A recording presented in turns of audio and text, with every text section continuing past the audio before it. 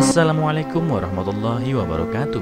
Apa kabar kalian? Semoga kalian baik-baik saja dan tetap diberikan kesehatan oleh Allah Subhanahu wa Ta'ala. Bantu channel kami dengan cara subscribe dan tekan tombol lonceng kalian. Terima kasih. Semoga kisah ini bermanfaat. Setelah sukses jadi pengusaha kaya, wanita ini pura-pura miskin dan tidak mau pulang untuk menjenguk ibunya. Setelah bertahun-tahun kerja keras, perusahaan yang didirikan Liu Hong berkembang pesat. Dia adalah sosok orang yang ambisius. Setelah usahanya berkembang, dia berencana memperluas usahanya di selatan kota. Oleh karena itu, dia membutuhkan mitra yang dapat diandalkan.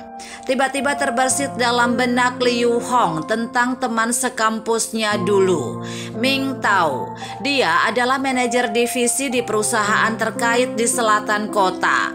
Liu Hong menelpon Ming Tao dan menjelaskan perihal maksudnya. Setelah mendengar penjelasannya, Ming Tao langsung berkata kepadanya, "Aku pikir perusahaan kami sangat cocok untuk menjadi mitramu."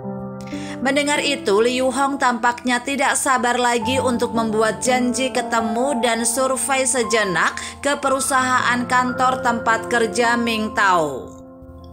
Bos perusahaan Ming Tao adalah seorang wanita bernama Wu Mei. Wu Mei membawa Liu Hong mengunjungi perusahaannya dan membuat diskusi terperinci dengan Liu Hong. Sehari sebelum Liu Hong meninggalkan kota itu, dia mengajak Ming Tao keluar untuk makan bersama. "Memang benar katamu, perusahaan tempat kerjamu ini sangat cocok sebagai mitra kami," kata Liu Hong pada Ming Tao yang terus menganggukkan kepalanya. "Hai, kau kan tahu dengan karakterku, aku punya prinsip kalau memilih mitra kerjasama, orang itu harus baik dan dapat dipercaya, jujur dan bertanggung jawab. Coba bocorkan sedikit mengenai bosmu itu, orangnya seperti apa menurutmu?" tanya Liu Hong bertubi-tubi pada Ming Tao yang merupakan sahabatnya semasa kuliah.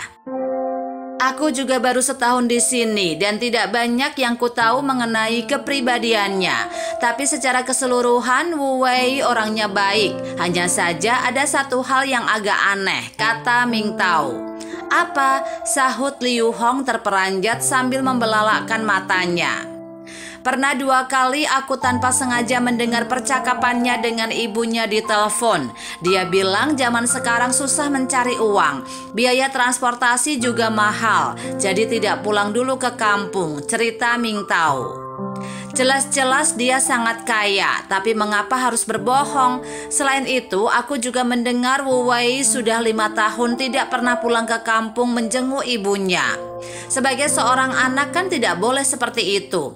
Tapi sepertinya Wu Wei bukan orang seperti itu deh," lanjut Ming Tao. "Oh begitu ya," sahut Liu Hong sambil menganggukkan kepala dan merenung. Tak lama kemudian, Liu Hong memutuskan untuk mencari tahu mengenai Wu Mei. Setelah mendapatkan alamat tempat tinggal Wu Mei di kampung, Liu Hong pun segera ke sana sendirian. Dan Liu Hong baru tahu latar belakang mengenai Wu Mei setelah dia bertanya kepada penduduk desa setempat. Ternyata saat Wu Mei berusia 14 tahun, orang tuanya meninggal dan sejak itu menjadi yatim piatu. Wu Mei punya teman sekelas bernama Ling Ling. Ibu Ling Ling adalah orang yang ramah dan baik hati. Dialah yang dengan susah payah membantu membiayai sekolah Wu Mei. Dan atas perhatiannya itu, Wu Mei sangat berterima kasih kepada Ibu Ling Ling dan menganggapnya seperti ibunya sendiri. Belakangan, tak lama setelah Wu Mei bekerja, Ling Ling meninggal karena penyakit yang dideritanya, dan itu merupakan pukulan berat bagi ibunya. Dia mengalami sedikit gangguan mental saking sedihnya. Setiap hari menangis sedih meratapi kepergian Ling Ling, anak semata wayangnya, dan berkali-kali bermaksud mengakhiri hidupnya, namun berhasil dicegah oleh penduduk desa. Kemudian suatu hari Wu Mei menelpon ibu mendiang Ling Ling untuk menghiburnya. Namun oleh ibunya Ling Ling dikira itu suara Ling Ling dan seketika tertawa senang. Wu Mei pun berpikir jika itu bisa membuat ibu Ling Ling merasa lebih baik, maka tidak ada salahnya terus bersandiwara dan pura-pura menjadi anak perempuannya. Jadi sejak itu Wumei sering menelpon ibunya mendiang Ling-Ling dan setiap bulan mengirim uang. Tetapi dia sendiri tidak berani pulang karena takut nanti ibu mendiang Ling-Ling melihatnya. Maka sandiwaranya pun akan ketahuan.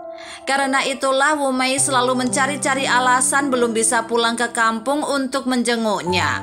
Semua itu dia lakukan supaya ibu mendiang Ling-Ling bisa terus hidup di dunia mimpinya seakan Ling-Ling anak perempuannya itu masih hidup. Setelah memahami kondisi Wumei, Liu Hong segera menelpon Wumei dan berkata, "Bu Direktur, saya sangat berharap dapat bekerja sama dengan Anda. Bisakah kita bertemu untuk membahas perihal terkait lebih lanjut?"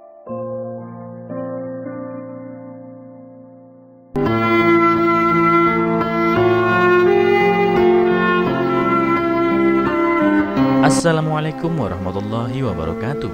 Apa kabar kalian? Semoga kalian baik-baik saja dan tetap diberikan kesehatan oleh Allah Subhanahu wa Ta'ala. Bantu channel kami dengan cara subscribe dan tekan tombol lonceng kalian. Terima kasih.